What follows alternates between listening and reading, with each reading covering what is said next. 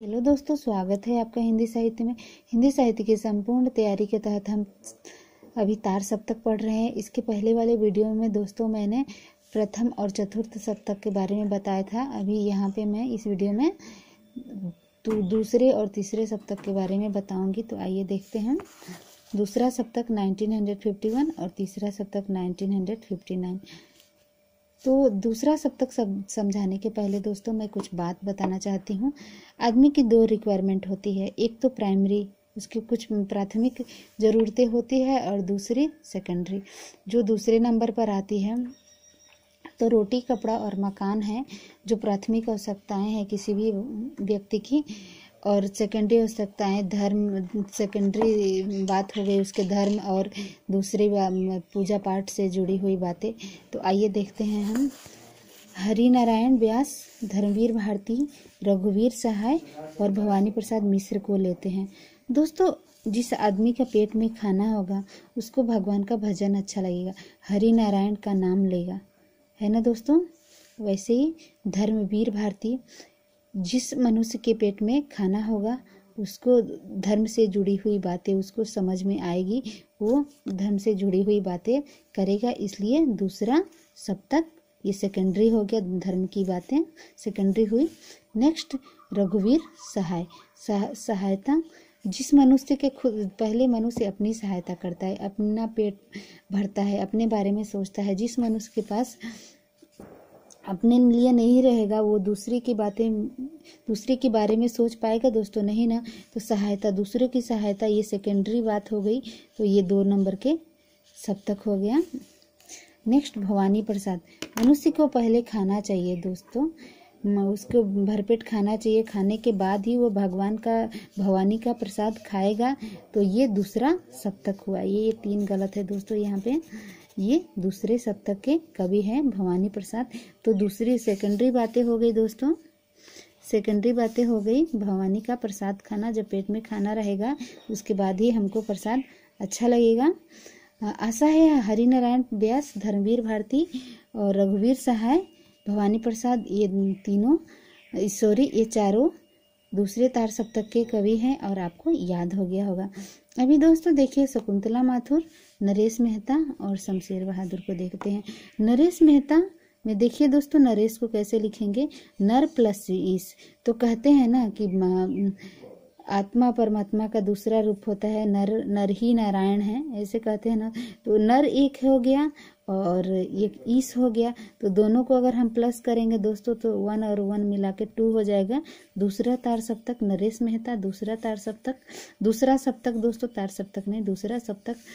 तो ये नरेश मेहता दूसरे सप्तक के हो गए। शमशेर बहादुर, देखिए दोस्तों, शमशेर, यहाँ पे शेर है, एक शेर है, और यहाँ पे सिंह है। ये भी खूंखार जानवर, शेर भी खूंखार जानवर और सिंह भी खूंखार जानवर, और दोनों को प्लस कर देंगे दोस्तों तो कितना हो जाएगा, 2। तो शमशेर बहादुर भी दूसरे तार सप्तक के कवि क्यों थे, क्योंकि उनके नाम में 2 खूंखार जानवर छुपे हुए थे। 2 खूंखार जानवर छुपे होने की वजह से वो दूसरे सप्तक के कवि थे। दोस्तों, मेरा ट्रिक का किसी व्यक्ति विशेष के साथ कोई संबंध नहीं, बस मैं याद करने के लिए बताती हूँ। तो आपको एग्जाम में सिर्फ नाम देखना है, कोई लाइन नहीं लिखनी है। नाम देखते देखते आपको पता चल जाएगा दोस्तों कि कौन सा कवि कौन सा सप्तक का है।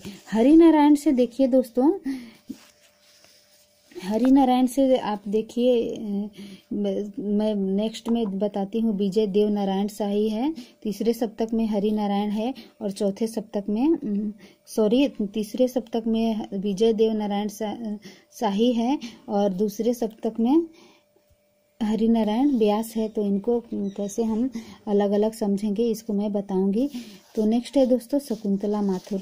शकुंतला माथुर अपने रूम में जब रूम को लॉक करते हैं अपने घर को, तो 2 ताला लगाती है दोस्तों। उनको एक ताला पर विश्वास नहीं है, हमेशा उनके मन में डर रहता है कि एक ताला लगाऊंगी तो अगर एक ताला टूट गया तो उनकी वस्तुएं चोरी हो जाएगी, इसलिए वो 2 ताला हमेशा लगाती हैं। तो ये भी दूसरे सप्तक की कवित्री हो गई। नेक्स्ट देखिए दोस्तों, तीसरा सप्तक मैंने बताया था ना दोस्तों, कुंवर नारायण, और हरि नारायण है दूसरे सप्तक के कवि और कुंवर नारायण है तीसरे सप्तक के कवि। तो आप कंफ्यूज नहीं होना। देखिए ये कुंवर नारायण, कुंवर से हम वर शब्द को निकालेंगे कुंवर से वर शब्द को निकालेंगे। ये कुंवर कुंवर ही रह गए। क्यों? क्योंकि इन्होंने ये 3 बार वर बने। वर मतलब दूल्हा, कुंवर से हम वर को निकालेंगे। तो कुंवर का अर्थ होता है दोस्तों जो आदमी कुंवारा हो। तो ये 3 बार वर बने। 3 बार वर बनने के पश्चात भी इनकी शादी नहीं हो पाई, तो ये अपने नाम के आगे कुंवर लगाने पड़े। 3 बार वर बनने के बावजूद भी इनकी शादी नहीं हो पाई। तो ये तीसरे सप्तक के कवि, इनके साथ कंफ्यूज नहीं होना है दोस्तों। हरि नारायण दूसरे सप्तक के हैं और कुंवर नारायण 3 बार दूल्हा बनने के बावजूद भी वो कुंवारे रह गए। तो ये कुंवर नारायण तीसरे सप्तक के कवि। अब केदारनाथ को देखिए दोस्तों। केदार का मतलब होता है भगवान शिव, और भगवान शिव की कितनी आंखें हैं दोस्तों? 3 आंखें हैं। तो ये तीसरे सप्तक के कवि हो गए।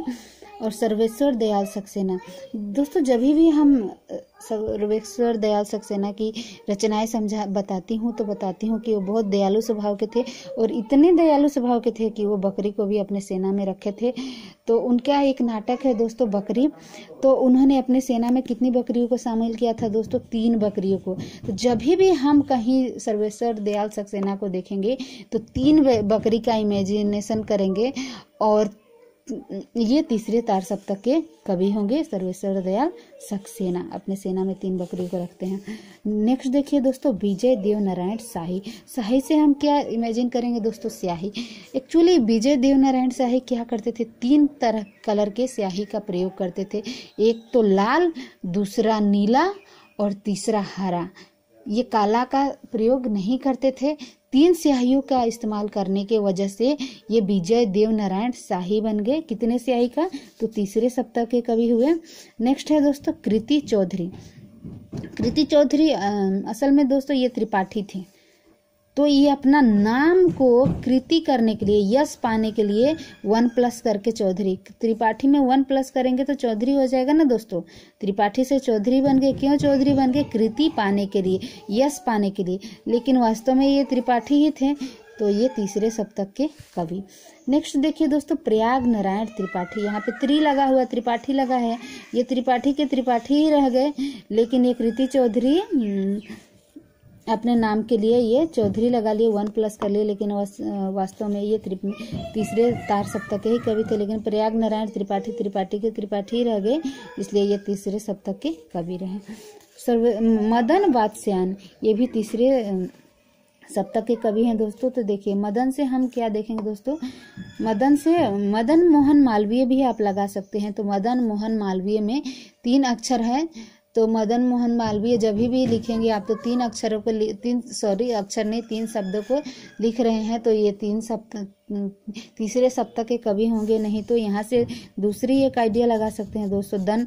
तो हम कभी भी दन नहीं बोलते, दन दना दन ऐसे बोलते हैं। तो इसमें भी दन दना दन में भी 3 शब्द हुआ। तो ये तीसरे सप्तक के ये भी कवि हुए। और दोस्तों एक बात, यहाँ पे अगर हरि नारायण आपको याद नहीं हो रहा है तो कोई भी आदमी नारायण नारायण एक बार तो बोलता नहीं है, 2 बार ही बोलता है। जब नारद जी नारायण नारायण बोलते हैं तो 2 बार बोलते हैं हमेशा। तो वो नारायण नारायण 2 बार बोलते हैं। तो ये हरि नारायण दूसरे सप्तक के कवि। और कुंवर नारायण 3 बार दूल्हा बनने के बावजूद भी उनकी शादी नहीं हो पाई। तो वो तीसरे सप्तक के कवि। आशा है दोस्तों आप कंफ्यूज नहीं होंगे। आपको ये जो 28 कवि हैं इनके आप आइडेंटिफाई कर पाएंगे आराम से अगर परीक्षाओं में आते हैं तो। थैंक यू दोस्तों मेरी वीडियो को देखने के लिए।